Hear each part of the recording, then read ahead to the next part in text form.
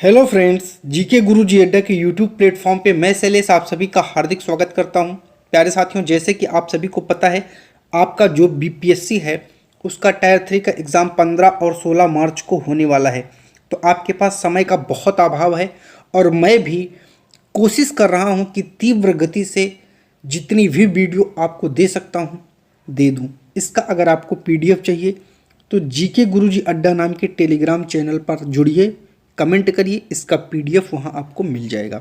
प्यारे साथियों, अगर आप लोग चैनल पर नए हैं तो सबसे पहले सब्सक्राइब करिएगा, वीडियो को लाइक और शेयर करिएगा। चलिए बिना विलंब करते हुए चलते हैं अपने क्वेश्चन पर और हम लोग प्रैक्टिस स्टार्ट करते हैं।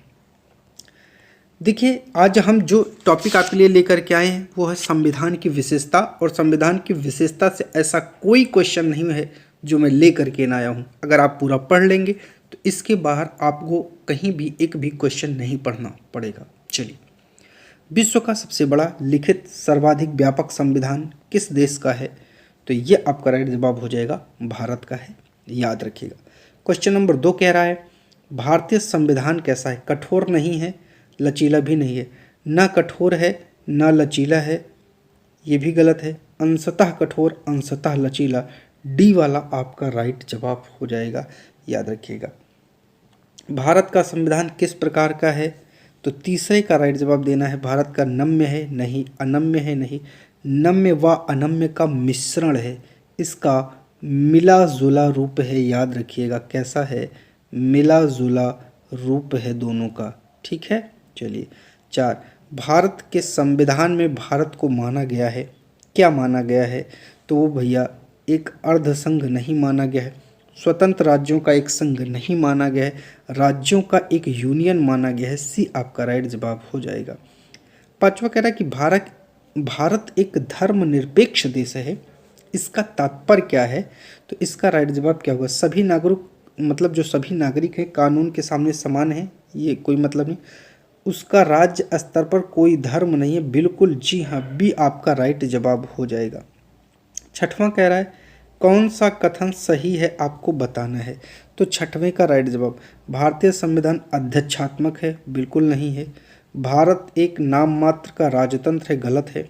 भारत एक कुलीन तंत्र है, बिल्कुल गलत है। तो क्या होगा? भारत में एक संसदात्मक प्रजातंत्र है, बिल्कुल ये वाला आपका राइट जवाब होगा। 7वें पर, भारतीय संविधान के संबंध में कौन सा कथन सही है? तो बताइए। यह एक मौलिक संविधान है, गलत है। यह दूसरे देशों के संविधान से प्रभावित है, बिल्कुल सही है। नकल है दूसरे देशों के संविधान की, बिल्कुल नकल नहीं है। और उपर्युक्त सभी कथन गलत नहीं हो सकते हैं। चलिए अगले क्वेश्चन पे चलते हैं, 8वें नंबर पर, और देखते हैं 8वें का राइट जवाब क्या होगा। भारत का संविधान भारत में संसदीय पद्धति की सरकार को व्यक्त करता है, बिल्कुल सही है, इसमें कोई गलत हो ही नहीं सकता है। कह रहा है भारतीय संविधान द्वारा स्वतंत्र न्यायपालिका की स्थापना की गई, बिल्कुल सही है। भारतीय संविधान भारत में विधि के शासन की व्यवस्था करता है, ये भी सही है। तो डी आपका राइट जवाब हो जाएगा, याद रखिएगा। चलिए 9वां, कौन सा कथन सही नहीं है? तो नहीं की बात कर रहा है तो बताना है। भारतीय संविधान निर्मित लिखित सर्वाधिक व्यापक है, तो अब ये सही है तो गलत हो जाएगा। भारत का संविधान प्रभुत्व संपन्न लोकतंत्रात्मक पंथ निरपेक्ष समाज संविधान है, अब ये भी सही है तो ये भी गलत होगा। भारतीय संविधान में मूल अधिकारों को समाविष्ट किया गया, अब ये भी सही है तो ये भी गलत होगा। तो बचा है डी आपका राइट जवाब हो जाएगा। संविधान के प्रवर्तन के समय से ही संविधान में मूल कर्तव्य शामिल थे, ये गलत है, ठीक है। चलिए 10वें पर चलते हैं। 10वां कह रहा है कौन सा कथन सही है? अब 10वें का आपको राइट जवाब देना है। भारतीय संविधान में कई विदेशी संविधान के तत्वों का समावेश बिल्कुल है। भारतीय संविधान एकल नागरिकता का प्रावधान किया है, बिल्कुल सही है। वयस्क मताधिकार की व्यवस्था है, बिल्कुल सही। तो डी आपका राइट जवाब हो जाएगा। चलिए, भारत का संविधान क्या है बताइए आप लोग, क्या है? तो वो कम कठोर और लचीला अधिक है। इस क्वेश्चन को ऐसे भी पूछा जा सकता है, याद रखिएगा।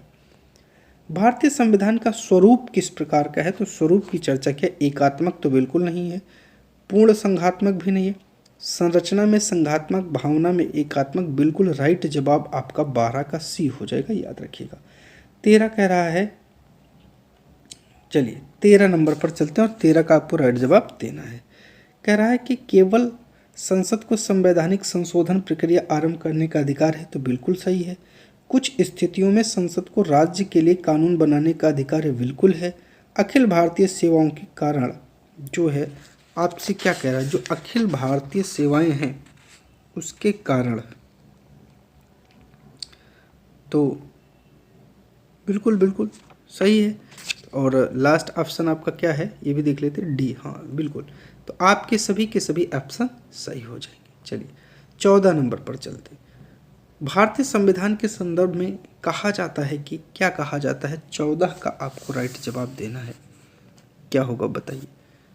मौलिक संविधान नहीं, वकीलों का स्वर्ग कहा जाता है। कई दफ़ा ये कई एग्जामों में क्वेश्चन आया हुआ है। भारतीय संविधान पर सबसे अधिक प्रभाव किसका पड़ा, तो 15 का आपको राइट जवाब देना है। भारत सरकार अधिनियम 1935 का पड़ा था, याद रखिएगा। चलिए 16 कह रहा है कि निम्नलिखित में से किसे निर्धारित होता है कि भारत का संविधान परिसंघीय है, तो 16 का जो आपको राइट जवाब देना है क्या होगा, लिखित और अनम्य है, नहीं। न्यायपालिका स्वतंत्र है, नहीं।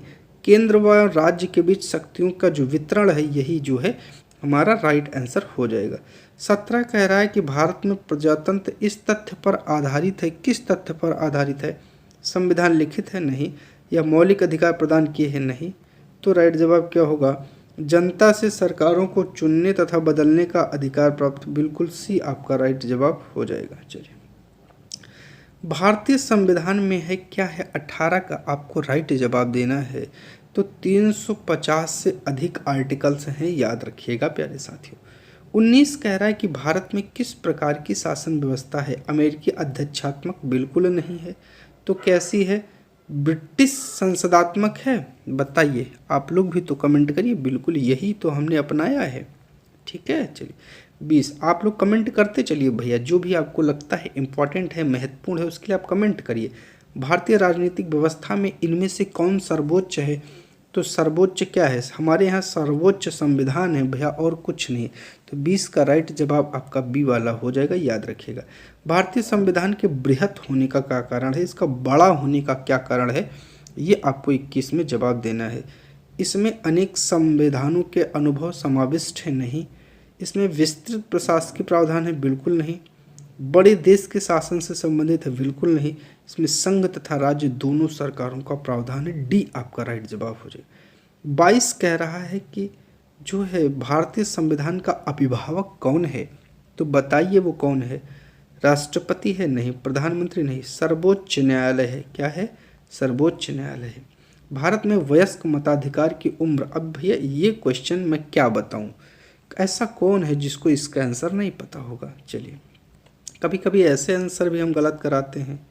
भारतीय संघीय व्यवस्था की एक विशेषता क्या है, तो इस 24 का राइट जवाब बताइए, संविधान की सर्वोच्चता ही क्या है, इसकी एक विशेषता है।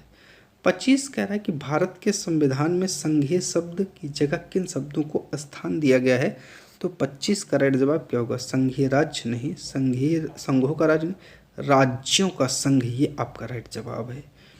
26 कह रहा है कि भारतीय संविधान में कितनी सूचियां हैं, बताइए। 26 का आपको राइट जवाब देना है, कितनी है, तो वो 3 है भैया, याद रखिएगा, ठीक है।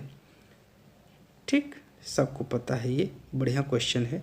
भारत का संविधान अपना प्राधिकार किससे प्राप्त करता है, तो 27 का राइट जवाब दीजिए।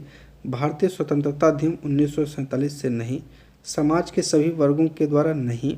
भारत की जनता से प्राप्त करता है, याद रखिएगा। 28 कह रहा है कि भारत में वैध प्रभुसत्ता किस में निहित है, तो भैया देखिए अब यहाँ भी सर्वोच्च हमारे यहाँ संविधान है, इसीलिए संविधान में निहित है। संविधान से ऊपर कोई नहीं है, चाहे जो हो, हमारे यहाँ सबसे ऊपर संविधान है। भारतीय संविधान की संरचना किस प्रकार की है, तो ये आपको राइट जवाब देना। कई बार इसको कर चुके हो, कुछ एकात्मक और कुछ कठोर है, याद रखिएगा। कह रहा है कि भारत के संविधान कूट है, बिल्कुल जी हाँ। देखिए ये कूट वाला जो आपका 30 नंबर का प्रश्न है, कूट को भी देखते चलिए और आप पढ़ते चलिए, ठीक है। ठीक, कूट भी देखते चलिए और पढ़ते चलिए। चलिए अब आपने, मैंने कूट दिखा दिया है और 30 का अब आपको राइट जवाब देना है, ठीक है। देखिए ये पढ़ लिया आपने, चलिए अब कूट भी देख लीजिए। चलिए अब राइट जवाब की ओर चलते हैं। कह रहा है कि भारत के संविधान के अधीन जो कथनों में से कौन से सही है। संविधान सर्वोच्च है तो बिल्कुल सर्वोच्च है।